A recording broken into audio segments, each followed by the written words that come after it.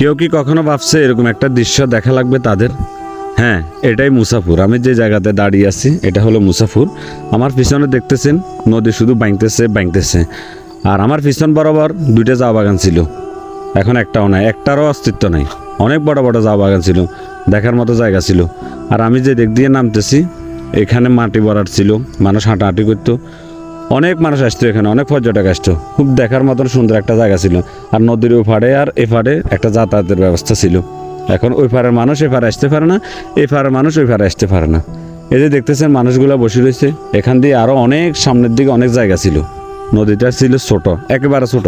এখন নদীটা এপারে আর এপারে অনেক দূরত্ব হয়ে গেছে। আমার মনে হয় এগুলার এখন থেকে যদি কোনো পদক্ষেপ না নেওয়া হয়, আগামী 2 বছর ভিতরে মুসাফুরের অস্তিত্ব থাকবে না। আমি যে বরাবর দাঁড়িয়ে আছি ঠিক পিছনে, তার পিছনে একটা সুইচ গেট ছিল। এই দিকের ফানি ওদিকে যাইতে পারতো না, ওদিকের ফানি এদিকে আসতে পারতো না। সুইচ গেট যখন ছাড়া হইতো তখনই জানেন।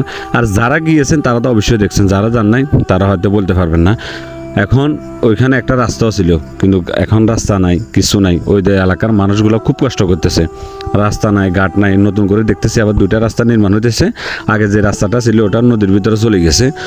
তো আমি সরকারের দৃষ্টি আকর্ষণ করতেছি, আপনাকে অবশ্যই এদিকে একটু ফোকাস দেওয়ার দরকার, কারণ এই এলাকাতে অনেক মানুষ বসবাস করে।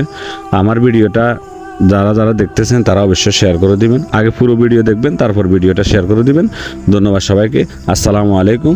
ভালো থাকবেন, আমার জন্য দোয়া করবেন।